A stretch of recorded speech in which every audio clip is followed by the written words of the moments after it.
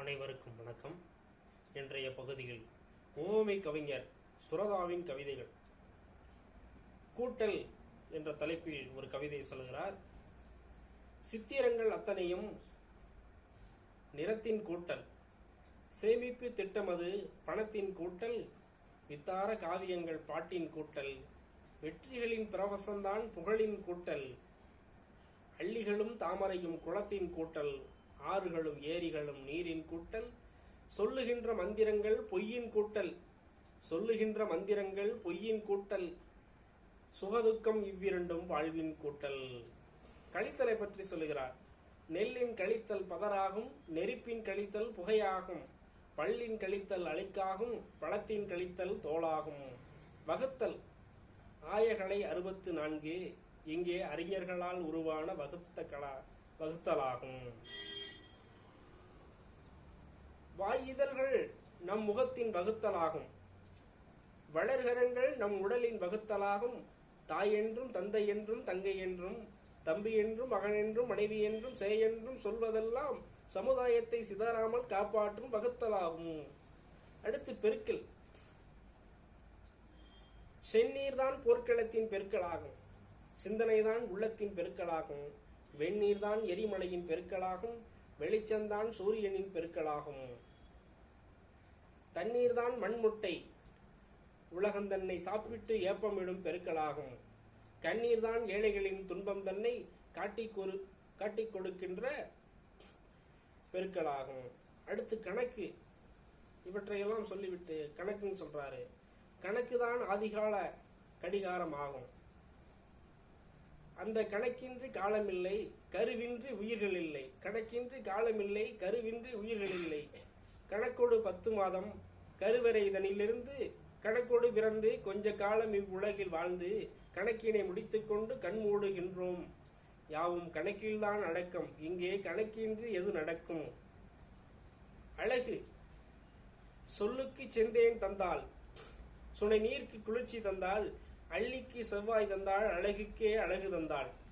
சொல்லுக்கு செந்தேன் தந்தாள், சுனை நீர்க்கு குளிர்ச்சி தந்தாள், அள்ளிக்கு செவ்வாய் தந்தாள், அழகுக்கே அழகு தந்தாள்.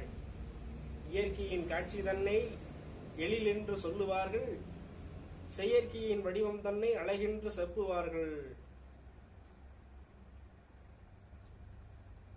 இருட்பார்வை நமக்குண்டு, நமக்கு எதிலும் ஆசையுண்டு, அருட்பாவை துறவிகளின் நெஞ்சில் ஆசை இருப்பதில்லை. ஓசையிலே உருப்பெற்றதாக கூறும் உலகத்திலே உறவாடு மக்கள் வாழ்க்கை ஆசையிலே ஆரம்பம், இன்ப துன்பம் அத்தனைக்கும் நாம் கட்டுப்பட்ட மக்கள். மணிப்புரா என்னும் நூலுக்கு எழுதிய அணித்துறையில் இதை சொல்லியிருக்கிறார் கவிஞர். அடுத்து ஏக்கம். மூதறிஞர் முதுமொழிகள் முத்திரை பொன்னாகும், மொழியுணர்ச்சி ஓர் இனத்தின் முதல் உணர்ச்சியாகும்.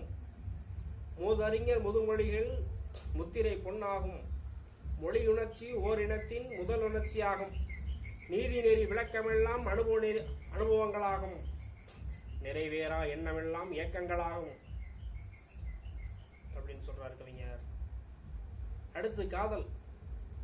இனிக்கின்ற காதல் தரும் போதை போல இவ்வுலகில் வேறில்லை என்றால் மங்கை, மனிதர்க்கு சொர்க்கம் என்பது இதுதான், காதல் மயக்கம்தான் மதிப்பு தரும் மறதியாகும். இதழ் தாரகை என்ற இதழில் பதிவு செய்திருக்கிறார். அடுத்தாக தண்ணீரின் ஏப்பந்தான் அலைகள் என்றான், தமிழ் கலைகள் வாழ்நாளை வளர்க்கும் என்றால், விண்மீது விளங்குகின்ற நிலவின் மீது வீடு கட்டும் காலம் என்று வந்தே தீரும், கண்ணாலே கதை சொல்லும் அதே என்றான் கட்டழகி மொட்டு மொட்டாய் சிரித்தாள், யாவும் பெண்ணாலே ஆகுமென்றான். அதனை கேட்டு பிரிந்ததொரு புடவையினை குனிந்து கொண்டான், என் பெயர் அன்னமென்றேன், பசிக்கில்லையோ அன்னமென்றார், பொன்மணி மண்டபத்தில் இதழ் புன்னகை அன்னமிட்டேன், காவேரி ஆழமென்றேன், அவர் காதலே ஆழமென்றார், சேவலேன் கூவுதென்றேன், விழி சேனையேன் தாக்குதென்றார். கத்தியின் யுத்தமும் தித்திப்பு முத்தமும் வீரத்தை சுவையை வளர்க்கும் கலைகள், 5 பொருளால் ஆன இவ்வுலகில் இன்பக் கலைகள் எத்தனை இருப்பினும் காதலை வளர்க்கும் கலையே சிறந்தது, காதலோ குடும்பக் கலையின் விளக்கம். பல்லவியை சரணம் போய் தழுவல் போன்று பாவையவள் தோல் நழுவி மகிழலானாள். ஆதினோள் குறிக்கும் அன்பின் ஐந்தினை என்னும் இன்பக் காதலே நெஞ்சும் நெஞ்சும் கலந்திடும் வாழ்க்கையாகும். விருந்தாலே பசிதீரும், ஆனால் காதல் வெப்பத்தில் கொந்தளிக்கும். நோயே மருந்தாலும் தீர்வதில்லை, காதல் நோயை மந்திரங்கள் தீர்ப்பதில்லை, மங்கை தீர்ப்பாள். மேலிடம் வேண்டுமென்றால் மனமேட்டினை காட்டிடுங்கள், நாளிடம் உள்ளதென்றால் அதில் நடுவிடம் தேவை என்றாள். நீர் தந்தாள் அழகியிடம் நெஞ்சம் தந்தாள், நெஞ்சத்தை அவன் தரவே அவளும் தந்தாள். பட்ட பகல் சுடும், கட்டை அனல் சுடும், பாலைவனம் மிகவும் சுடும், காதல் பிரிவு இவற்றையெல்லாம் சுடும். இதை தொடாத வாலிபம் என்ற நூலிலிருந்து வெளிவந்திருக்கிறது. கசிந்து வரும் தேன்மதுர மொழியினாலே கற்கண்டே என்றழைத்தான். அவளோ நெஞ்சை பிசைந்து வரும் ஆசையோடு திரும்பி பார்த்தாள். பேரழகன் ஆரணங்கை விரும்பி பார்த்தாள். சற்று நீ பிரிந்து விட்டாலும் தளருவேன் தனிமை நோயாள், குற்றிய லுகரமாவேன் கொதித்திடும் வெந்நீர் ஆவேன். ஓவியத்தால் அழகு வரும், மாந்தர் உண்ணும் உணவதனால் உடல் செழிக்கும், உறுதி சேரும் அவையுத்த காதலினால் அணுக்கள் தோறும் அமுதோறும் வாழ்நாளும் வளரும்.